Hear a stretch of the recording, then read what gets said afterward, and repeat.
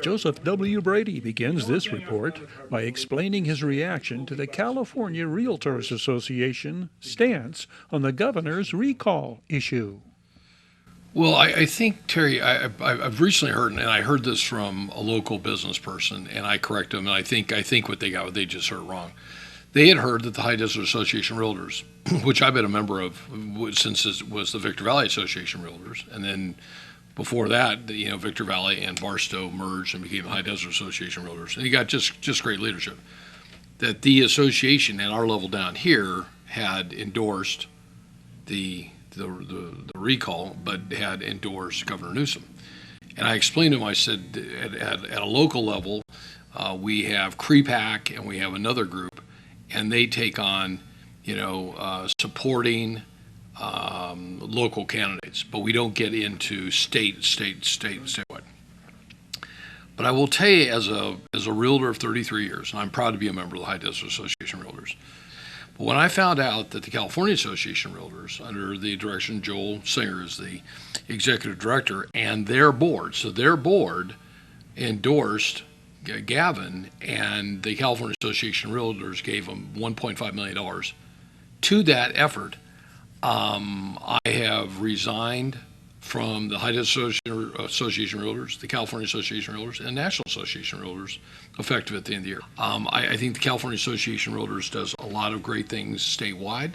I did not agree with them on their lack of support on the attempted reversion, I think, through Prop 15 of Prop 13. Thought they were really weak. Okay, they were more worried about being sure you could keep the basis in your home. I think that was under Prop 19 or whatever. And I understand that. But, when you spent the amount of time that I did, and other organizations that I do, that are also part of the Realtor umbrella, National Association of Office Professionals, Society of Industrial Office Realtors, which I'm a part of, CCIM Certified Investment Managers. So yeah, I was real disappointed. What I've also been really kind of disappointed, and I just brought these in because they're just kind of fresh today. I get 3 newspapers every morning. I get 4 on Saturdays, including the Wall Street Journal. And the one thing I have really seen, and I've really tried to stay out of this, is the media's taint and their hatred on anybody that would run against the governor, which I think is wrong. I mean, let the people in California decide. Are they happy with the increased crime? Are they happy that 20,000 people that have committed very, very serious crimes are back on the street? Okay. Are they happy with the fact that I pay $1 more a gallon here, and sometimes in Prescott's $1 less? Okay. Are they happy that we have spent bazillions of dollars on a train to absolutely nowhere? So people have to vote. But when you see the headlines, okay, here's one. I think this was from Sunday. Newsom's rising sea of trouble. The governor has gone from big winner to survival mode. The next article, right side by side, okay, you've got Elder's bid to become statesman. Radio host is known not to waver at times. It's cost him. Okay, you get into Newsom's GOP roadmap to keep his job. Okay, I mean these are slick. But then this was in the Sun newspaper. It said the smear campaign against Elder. And I think that what the media is really worried about, and you can read it, the media, like they did in the last election, they did in the prior election with Hillary and Trump, the media really wants to control what we think. Okay, you can tell. But I think the thing that really, put me over the top, and it was today, was to see that Bernie Sanders, the king of socialism, the guy that absolutely wants to be sure I'm paying $8 a gallon, okay, that I'm standing in a bread line sometime, that my house is your house and your house is my house, okay, that your car is my car, that everything's going to be socialism, that everything's going to be free. Free this, free this, free this, free this. There is nothing like free, has now come out and endorsed our governor. Kamala Harris was supposed to come out here and do a fundraiser. The people in Washington should take care of some of the serious issues we have today. We just lost 13 people in a war that we shouldn't have. And you know what? The Democrats are in control. Okay? I don't care what they want to say, they're in control. So why are we worried about Kamala flying into California at taxpayer expense? Okay, is Gavin in that much trouble? But when Bernie Sanders comes out and says, I think this is the guy that you should have, I don't care who it is. Bernie Sanders could come out and said Donald Trump. And I would have said, are you kidding me?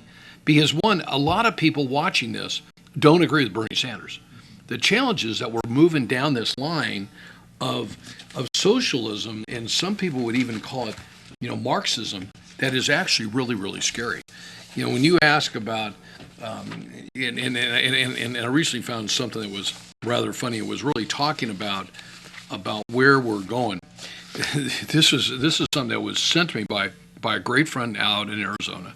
It said the 11-step plan of cultural subversion. Okay, so everybody just take a minute and follow me on this. In 1923, the Frankfurt School of Cultural Marxism created a plan to destroy Western society using 11 steps. Step 1, the creation of racism offenses. 2, the teaching of sex and homosexuality of children. 3, the undermining of schools and teachers' authority and encouraging the breakdown of the family. Okay. 5, emptying churches, designating Christianity. 6, the promotion of excessive drinking. 7, unreliable legal system biased against the victims of crime.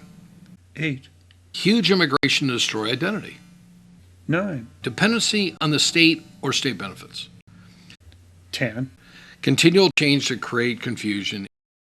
and 11. The control of dumbing down the media. I'm really, really concerned. I know that you and I shared when we had lunch, and we always have these great lunches about, where are we going? You said you're tired of all the negativity. I think I'm tired of what I see down at the border. Okay, we have a wall. If people want to come by the shiploads like they did through New York, like my great grandparents did, okay, then great. They'll sign up to the ships. Let's bring them in. Let's be sure that they don't have COVID, that they've got the right papers, that they want to live here, they want to be a member of society, they want to pay taxes, they want to have a social security number. Bring them all, because we have 9 million people today, Terry, that are basically sitting on their butt. Okay, and when you and I were talking earlier at lunch about the traveling, I like to travel. We travel a little bit this summer, and we have really seen where you talking about the issue with labor. We have seen it in places that we have never seen this before. And I think a case in point, lady's name's Lisa Dahl.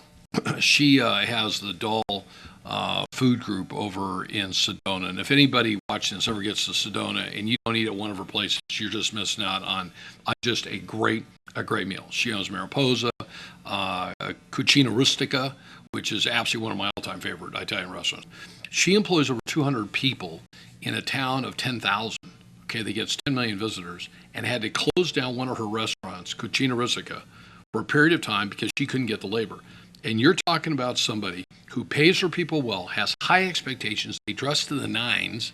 Their presentation, I could eat there all day, every day. My cholesterol level will be really high. But she has great food. But here was a person who has sacrificed everything she's got over the death of her son many, many years ago, and had a problem with labor and had to close down one of her restaurants. We have seen it time in and time out. The colleges having challenges with labor. The college wants to hire the best people around, okay? And we're having the same challenge that everybody else is. We had an issue in here 6 months ago. We went through 250 resumes, okay? And Terry, I'm going to tell you, there were 200 that should never have even applied. They couldn't even fill out a resume. Okay, and we finally found a young lady by the name of Latrice Johnson, LJ we call her, and she's been a rocket star. She's been a rocket star. She came from Nolans.